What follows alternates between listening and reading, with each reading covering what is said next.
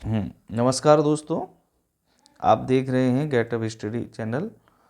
अब हम आपके लिए लेके आए हैं ज्योमेट्री।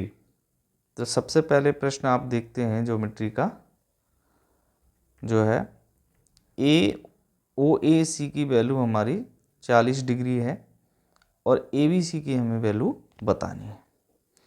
तो हमारी जो है ओ ए सी यानी मिड पॉइंट हमारा ओ है, ए सी इसकी वैल्यू जब 40 है तो हमें जो है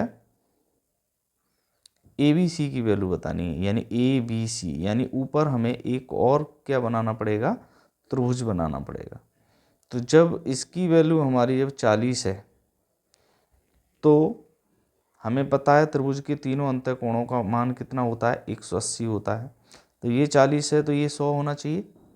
जब ये 100 है तो हमेशा एक ही जीवा पर बने दो त्रिभुज हमेशा समान होते हैं, आमने सामने की ये भुजा बराबर है। ये 40 है तो ये भी 40 होगा, लेकिन यानी त्रिभुज के ऊपर जब दूसरा त्रिभुज बनता है तो इसकी वैल्यू हमेशा आधी होती है, यानी ये 100 है तो ये 50 होगा। इस तरीके से हमारा ऑप्शन नंबर ए बिल्कुल सही होगा।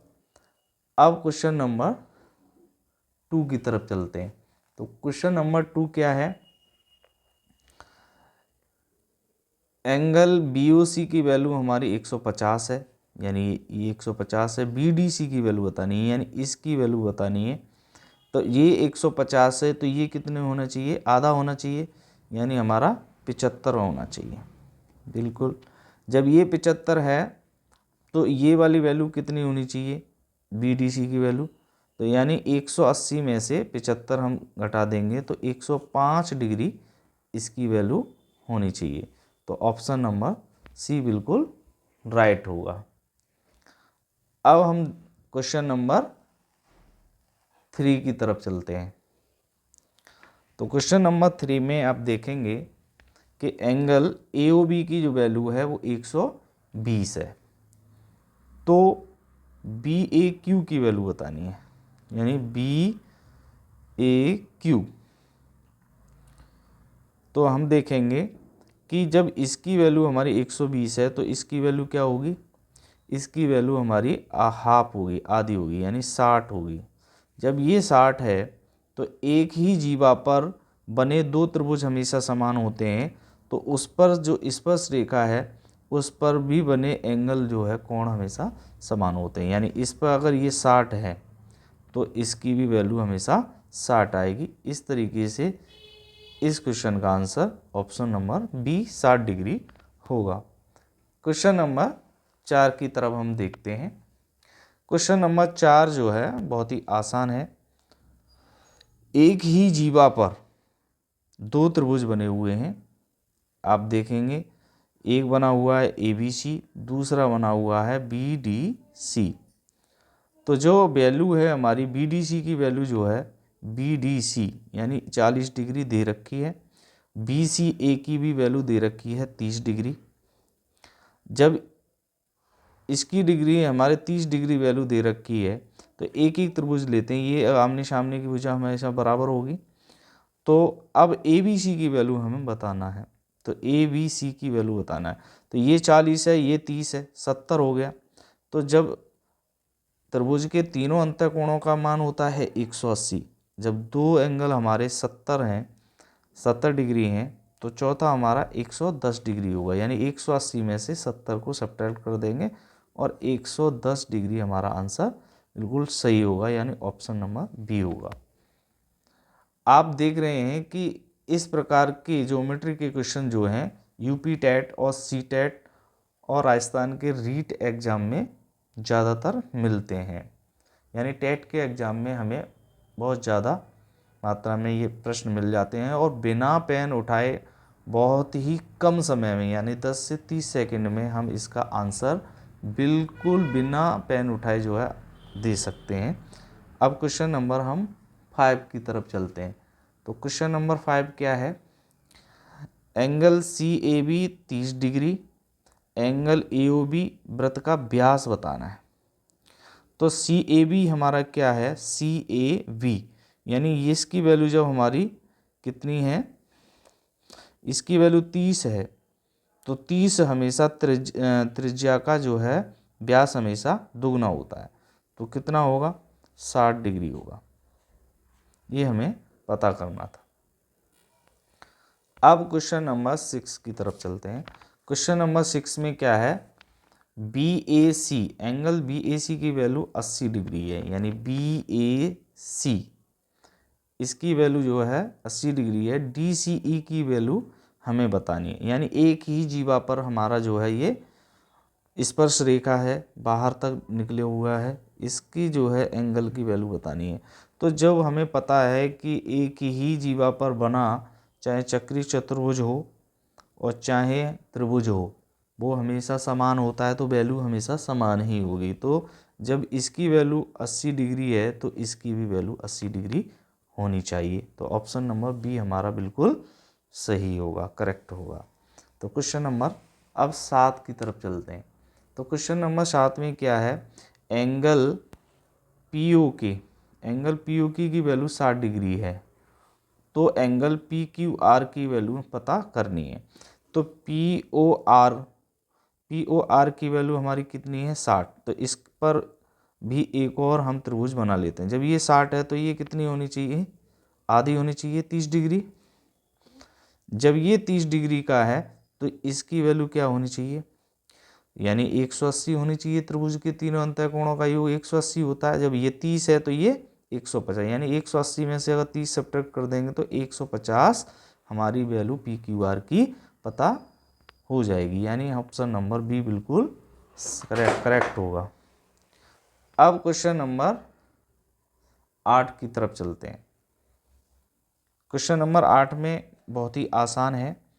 एंगल ACB की वैल्यू 40 डिग्री है, यानी इसकी वैल्यू 40 डिग्री है। AOB की वैल्यू बतानी है, AOB यानी O की वैल्यू। जब ये 40 है, एक ही जीवा पर दो त्रिभुज हैं, दोनों त्रिभुज हमेशा कैसे होते हैं, समान होते हैं। जब दोनों त्रिभुज हमारे समान हैं तो इसकी जब वैल्यू 40 है तो दूसरे की कितनी होनी चाहिए, 80 होनी चाहिए, दुगनी होनी चाहिए। क्योंकि ये 40 है तो हमारा ये कितना होगा, ये हमारा जो है 140 होना चाहिए, तो ये 100 होगा, ये 40 होगा, तो ये हमेशा दुगना हो जाएगा, 40 से दुगना, तो ये जो है हमारा 80 हो जाएगा। तो इस प्रकार से ऑप्शन ए हमारा बिल्कुल करेक्ट आंसर है। AOB की वैल्यू जो है 80 डिग्री होगी। अब क्वेश्चन नंबर 9 की तरफ चलते हैं। क्वेश्चन नंबर 9 में क्या है, एंगल BOD की वैल्यू 160 है, यानी इसकी वैल्यू 160 है। DCE की वैल्यू बतानी है। तो अब इसमें हम देख रहे हैं कि ये चक्रीय चतुर्भुज बनता है, यानी एक भुजा, दो भुजा, तीन चौथी। तो इसके ऊपर एक त्रिभुज और बना लेते हैं, एक जीवा और बना लेते हैं। तो जब इसकी वैल्यू 160 है तो ये हमेशा आधी होती है, तो यानी ये 80 होगी। जब ये 80 है तो ये वाली कितनी होनी चाहिए, 180 होनी चाहिए, मतलब 100 होनी चाहिए। टोटल त्रिभुज के तीनों अंतःकोणों का योग जो है 180 अंश होता है। तो इसकी वैल्यू जब 80 है और एक ही जीवा पर बना कोण है, तो इस पर ये जो स्पर्श रेखा है तो इसकी वैल्यू भी हमारी 80 डिग्री होनी चाहिए। तो इस प्रकार से ऑप्शन नंबर डी हमारा बिल्कुल करेक्ट होगा। क्वेश्चन नंबर 10 देखते हैं। क्वेश्चन नंबर 10 में क्या है, angle BOA is equal to 110 degree और AOC की वैल्यू जो है 90 डिग्री है। तो BAC की वैल्यू बतानी है हमें। ये त्रिभुज हैं, एक ही जीवा पर हैं, तो ये समान होने चाहिए। तो एक की वैल्यू 110 है, दूसरे की 90 है, तो हम इस प्रकार से ऐड करेंगे तो ये एक ही जो है त्रिभुज है, इस पर एक ही एंगल है, तो ये 35 का है, तो ये भी 35 का होना चाहिए, ये भी 35 का। तो 35 प्लस ये कितने के होने चाहिए, जब 110 हैं तो 45 प्लस 45 यानी 90 डिग्री में। तो 35 plus 45 is equal to 80 degree, यानी BAC की जो वैल्यू है वो कितनी होनी चाहिए, 80 डिग्री की होनी चाहिए। ये बिल्कुल करेक्ट आंसर है। क्वेश्चन नंबर 11 देखते हैं। क्वेश्चन नंबर 11 में क्या है कि दो त्रिभुज बिल्कुल समान है, यानी ए ओ बी की वैल्यू 70 है तो ओ डी सी की वैल्यू क्या होनी चाहिए। तो जब ये 70 है और त्रिभुज हमारे दो हैं, वैल्यू होनी चाहिए दो, एक त्रिभुज के तीनों अंतः कोणों का योग 180 अंश होता है। तो 70 प्लस एक्स, यानी इसका एक्स होगा प्लस दूसरे का भी एक्स होगा, इजुगल टू 180। तो 2x इजुगल टू 110, तो x की वैल्यू 55 आ गया। तो इस प्रकार से हमारा जो है ओडीसी की वैल्यू जो है 55 डिग्री होनी चाहिए। तो ऑप्शन नंबर हमारा बी बिल्कुल करेक्ट है। अब हम देखते हैं क्वेश्चन नंबर 12 में, दिए गए चित्र में पीवी की माप क्या होगी। तो जब हमारी डी की वैल्यू 40 दे रखी है और ए की वैल्यू हमारी 20 है और हमें पीवी की वैल्यू बतानी है, तो पीवी की वैल्यू के लिए प्रश्नवाचक चिन्ह यानी एक्स मान लेंगे या प्रश्नवाचक। तो 20 गुणा प्रश्नवाचक चिन्ह इक्वल टू 10 गुणा 40। तो प्रश्नवाचक चिन्ह यानी x बराबर 10 गुणा 40 बटे 20। 10 दूनी 20 और 2 का भाग 40 में देंगे तो 20 आ जाएगा। तो इस प्रकार पीवी की वैल्यू हमारी 20 सेंटीमीटर के निकल के आ जाएगी। अब क्वेश्चन नंबर 13 में देखते हैं, दिए गए चित्र में यदि सी डी 20 सेंटीमीटर है, यानी ये सी डी जो है पूरा कितना है 20 सेंटीमीटर का है, जिसमें पी डी जो वैल्यू है ये वाली जो 12 सेंटीमीटर की है, तो हमारा ये वाली वैल्यू कितनी होगी 8 हो जाएगी, यानी पी सी वैल्यू जो है 8 की हो जाएगी। अब ये 8 हो जाएगी तो अब निकालना क्या है, पी ए निकालना है, यानी पी ए ये वाली वैल्यू निकालनी है। तो इसके लिए हम सीधा सा फॉर्मूला लगाएंगे, 12 गुणा 8 बराबर प्रश्नवाचक गुणा 16। तो प्रश्नवाचक चिन्ह वाली संख्या हमेशा नीचे आती है, तो 8 दूनी 16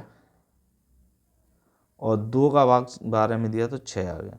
तो इस प्रकार से पी ए की वैल्यू 6 सेंटीमीटर की आ जाएगी। ये बिल्कुल करेक्ट ऑप्शन है।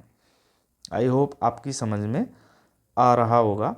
बहुत ही आसान प्रश्न है और इस तरीके के प्रश्न मैं आपको बार बार अब वीडियो के माध्यम से बताता आ रहा हूँ कि ये exam C TET, UP TET और राजस्थान रीट जैसे एग्ज़ाम में आपको देखने को काफ़ी मात्रा में देखने को मिलते हैं और बहुत ही आसान जो है ट्रिक के साथ में आप क्वेश्चन को सॉल्व कर पाएंगे बहुत ही कम समय में। तो क्वेश्चन नंबर अब हम चलते हैं 14 की तरफ, यानी 14 में, यदि पीवी की वैल्यू जो है 16 सेंटीमीटर और ए की वैल्यू 12 सेंटीमीटर, पीटी की वैल्यू बतानी है, तो हम पाइथागोरस प्रमेय का फॉर्मूला लगाएंगे, P T square is equal to P A into P we.